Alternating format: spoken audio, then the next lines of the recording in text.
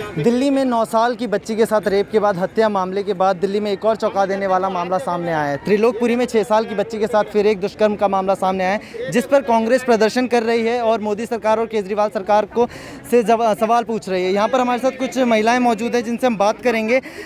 सबसे पहला सवाल मैम आपसे ये कि क्या लगता है दिल्ली में एक बार फिर से महिलाओं की सुरक्षा को लेकर के सवाल खड़ा हुआ है?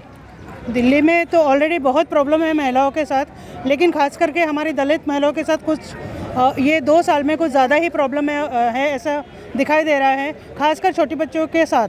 तो ये बहुत ही गलत बात है और कुछ सुरक्षा का यहाँ बीजेपी सरकार ने इंतजाम करना चाहिए। केजरीवाल जी को कुछ करने नहीं देते, बीजेपी के हाथ में है, लेकिन उन्होंने कुछ स्ट्रॉन्ग कदम लेना चाहिए। यूपी, बिहार, दिल्ली, यहाँ बहुत ज़्यादा दलितों का शोषण होता है। तो ये बताइए, आप लोग केजरीवाल सरकार और मोदी सरकार से आप लोग लगातार सवाल पूछ रहे हैं कि महिलाओं की सुरक्षा कैसे होगी और मतलब कौन इसके लिए जिम्मेदार है। तो आप लोगों को क्या लगता है, मोदी सरकार ज़्यादा जिम्मेदार है या केजरीवाल सरकार? मोदी सरकार जिम्मेदार है। अच्छा मैम, आप भी? बिल्कुल मोदी सरकार जिम्मेदार है, क्योंकि जो पुलिस वाले हैं वो बीजेपी के मतलब केंद्र सरकार के अंडर आते हैं, केजरीवाल जी के नहीं। केजरीवाल का एडमिनिस्ट्रेशन बहुत अच्छा है, बहुत पढ़े लिखे आदमी हैं वो, उनके हाथ में पुलिस शासन होता तो बहुत अच्छे से वो मैनेज करते, लेकिन ये बीजेपी सरकार के हाथ में, केंद्रीय सरकार के हाथ में, तो डेफिनेटली मोदी सरकार ही जिम्मेदार है। क्या लगता है मैम, अपराधियों को किस तरीके की सज़ा देनी चाहिए जिससे कि दिल्ली में इस तरीके के अपराध जो लगातार हो रहे हैं लंबे समय से, बीच में कम हो गए थे लेकिन फिर से एक बार दिल्ली पर महिलाओं की सुरक्षा को लेकर के सवाल खड़ा हो गया, तो अपराधियों को किस तरीके की सज़ा देनी चाहिए? फांसी की सज़ा देना चाहिए। इसके पहले भी जो हुए थे तब अगर फांसी की सज़ा दी होती तो ये ऐसे कांड हमेशा बार बार होते नहीं थे। तो फांसी की सज़ा ही उनके लिए देनी चाहिए तुरंत। जो अभी भी अपराधी घूम रहे हैं ये गलत बात है और इसकी वजह से जो अपराध है वो बढ़ रहे हैं, अत्याचार हो रहे हैं, छोटे बच्चों का अत्याचार हो रहे हैं और कोई आवाज़ उठाए उनकी आवाज़ भी दबा रही है ये सरकार। ये सबसे बड़ी बात है और जानबूझ के वो गुनहगारों को बचा रही है, इससे अत्याचार और बढ़ेंगे। हमारे साथ कुछ और महिलाएं भी मौजूद हैं जिनसे हम बात करेंगे और ये जानने की कोशिश करेंगे। मैम, आप लोग कहाँ पर रहते हैं?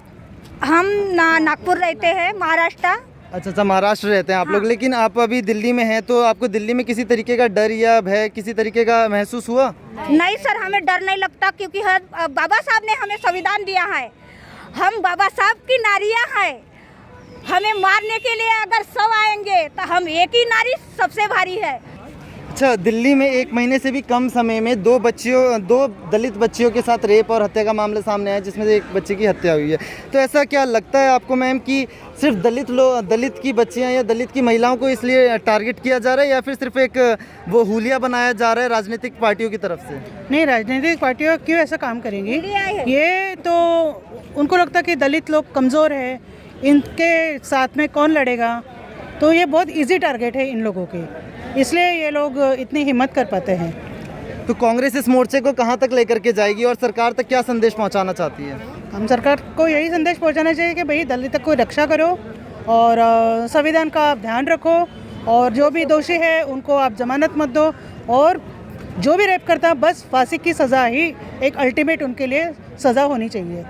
ठीक है, ये यहाँ पर हमारे साथ कुछ महिलाएं मौजूद थी जिन्होंने बताया कि जो इस तरीके की गंदी हरकतें करते हैं और दुष्कर्म के अपराधी हैं उन लोगों को फांसी की सज़ा दी जानी चाहिए और मोदी सरकार और केजरीवाल सरकार से महिलाएं अनुरोध करती हैं कि दिल्ली में सुरक्षा को बढ़ाया जाए, जिससे कि महिलाएं बिना किसी डर के साथ दिल्ली की सड़कों पर आसानी से घूम सकें। सनराइज न्यूज़ के लिए मैं विशाल, धन्यवाद।